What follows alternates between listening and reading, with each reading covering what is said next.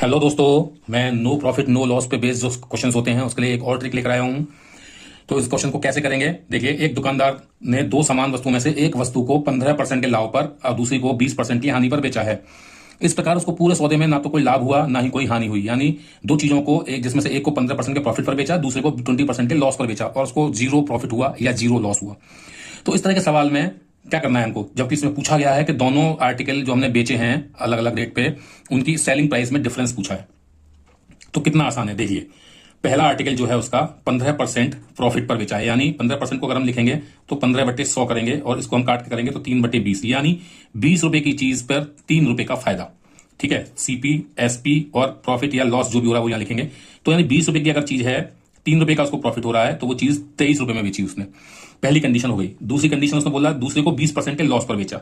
अब देखिए 20% का मतलब क्या होता है, 20/100, और इसका मतलब होता है 1/5। इसका मतलब हुआ 5 रुपए की चीज थी, 1 रुपए का लॉस हुआ, तो चीज कितने में बेची, 4 रुपए में बेची। ये बात आपको समझ में आ गई।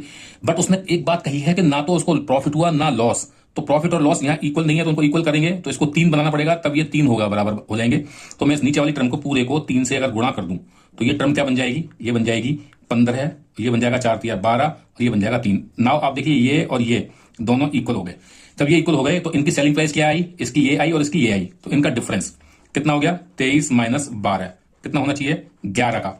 यानी परसेंटेज में हमने जब कैलकुलेट किया तो हमने देखा कि इन दोनों सेलिंग प्राइस का डिफरेंस 11 आ रहा है। तो जो हमारा आंसर है एक्चुअली वो 11x का कोई मल्टीपल ही होगा जो हमारा आंसर होगा। तो इन सारे ऑप्शंस में से एक केवल सी ऑप्शन 99 ही हमारा एक ऐसा है जो 11 का मल्टीपल है। तो इसलिए हमारा सही आंसर 99 रुपीज है, कि दोनों की सेलिंग प्राइस का अंतर 99 रुपए होगा।